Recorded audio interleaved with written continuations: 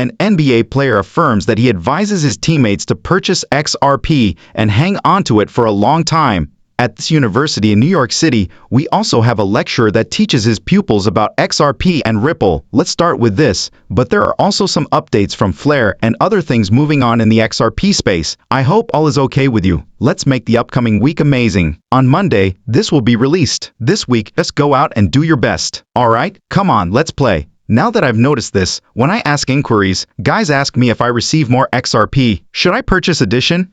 If I receive more XRP, should I purchase additional food? Really, guys are contacting me and then saying things like, hey, it's pumping, in a group chat. Think long, boys, and hold it for a long time. You have to wager on these coins, the space, the future of digital finance, and that's what our children will grow up to be, just like you would wager on yourself to make it to the NBA.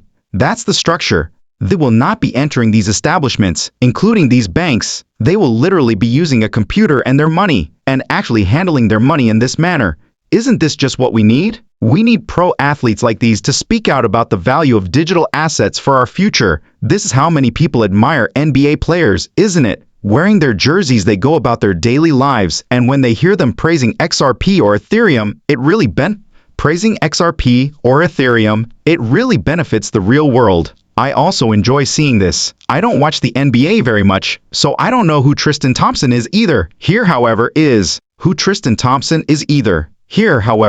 the gentleman. He appears to have played for the 1991-born Cavaliers. I'm a Canadian professional basketball player who formerly played for the Boston Celtics, Sacramento Kings, Indiana Pacers, Chicago Bulls, and Lakers before winning an NBA title with the Cavaliers in 2016. Incredibly well-known individual in the NBA, man. I'd want to see it. I sincerely appreciate you sharing the joy and positive vibes. Man, please let me know if you ever watch this channel. I would want to have you on. We can discuss XRP. Okay. Paul Barrett's post was retweeted by Bill Morgan. The goal of this search is to determine which stablecoins will prevail in the US. You tell me what you see, but based on the responses below, I'd assume that Paul Barrett's followers are a touch XRP heavy. USDC 12%, USD 13%, US 18 Tether 2%, and RLUSD 83%. So yes, here in the space, that's how it appears. Welcome to anything you, space, that's how it appears. Welcome to anything you're attempting to do. What irritates me about this is that, well, we didn't give the community enough notice to do a thorough audit of our stablecoins reserves. What will we do then? Yes, we will introduce a second stablecoin. Is there anyone who sees the issue with that? Before launching the second one, wouldn't you address the problems with the first one? The United States doesn't give a damn. I take it that they need people to purchase debt? The government primarily cares about businesses purchasing debt. You are purchasing US debt if you are spending hundreds of billions of dollars on the treasury. As this occurs, the government will do nothing. Regretfully, we are currently in such situation. At this point, it is what it is. However, given what Ripple has been doing, which is stratospheric, I do want to discuss why people are so positive on RLUSD. Let's briefly review Let's briefly review the current state of RLUSD and its future direction. Due to relationships with significant institutions, regulatory compliance, and growing real-world use cases, Ripple's RLUSD is quickly becoming a widely used USD peg stablecoin. The US, Japan, the EU through Luxembourg, the Middle East, particularly Dubai, and several African nations are among the primary places where RLUSD is either live or confirmed to roll out as of September 2025. As Ripple looks for licenses in other jurisdictions, more nations are anticipated. Keep in mind that Ripple has been in this business for a very long time. They have contacts, alliances, and collaborations with regulators, correct? They have participated in numerous such sessions. In certain instances, such as the Middle East, Ripple has been the first US dollar stable currency. I think they are the first highly regulated dollar stablecoin to be approved in some of these for these institutions to use, particularly for interbank settlement and other purposes. Upon closer inspection, Ripple does have the connections, and it seems to be speaking directly to us. The New York Trust Company issues the US RLUSD, which is already available on significant platforms in US institutions and connects with regulated exchanges like as Gemini. Japan using SBI exchanges like as Gemini. Japan using SBI VC, trading as a regulator authorized to distribute RLUSD in accordance with the new stablecoin rules in Japan. Ripple and SBI have struck a comprehensive agreement to do so in the first quarter of 2026. Ripple has submitted an application for an electronic money institution EMI license from the European Union. RLUSD is available in all 30 European Economic Area nations, including Luxembourg, the Dubai Area nations, including Luxembourg.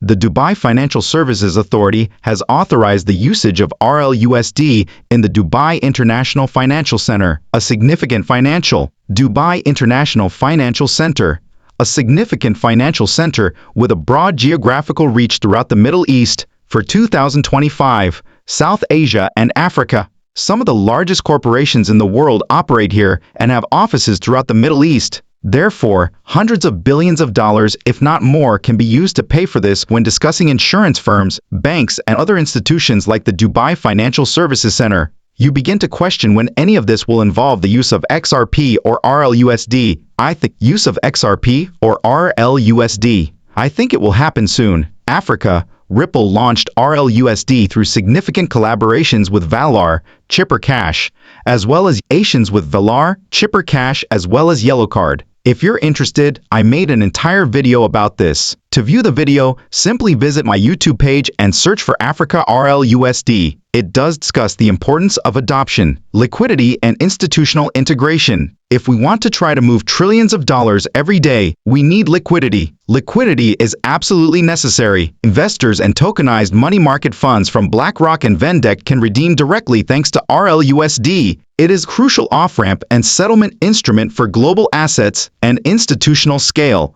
according to Franklin Templeton. Discusses the clarity of regulations. That should go without saying. International payments. For cross-border infrastructure, RLUSD encourages quicker, less expensive, and near-instant settlement. It deliberately positions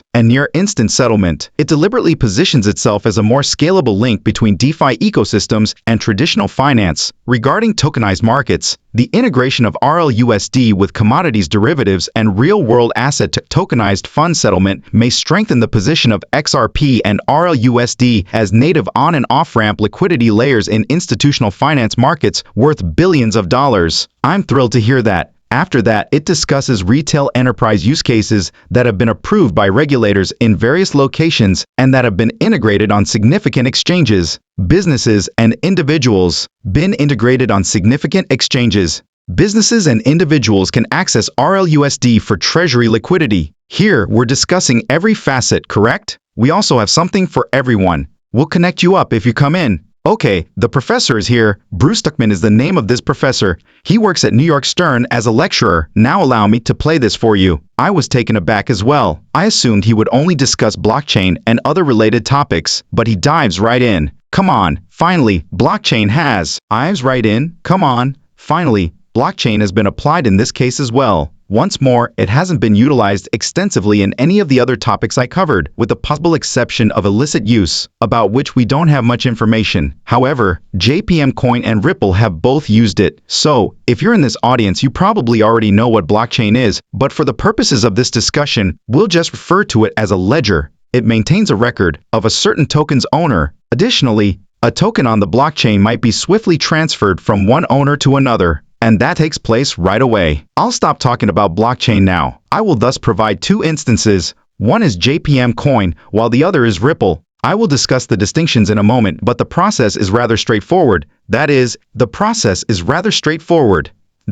if you are a US dollar, and once more, I would like to transfer funds to Korea from the US. Thus, all I do is purchase a token and sell my US dollars. In a moment, I will discuss the two types of token systems. However, I sell my US dollars and purchase a blockchain token. All you have to do is turn on the blockchain and transfer ownership to the designated recipient, and the token is sold for one by that individual. Alright, in comparison to what I showed you all those hours ago, that sounds like a whoa. It's also incredibly quick. Alright, but let me simply speak. It's not as simple as it seems.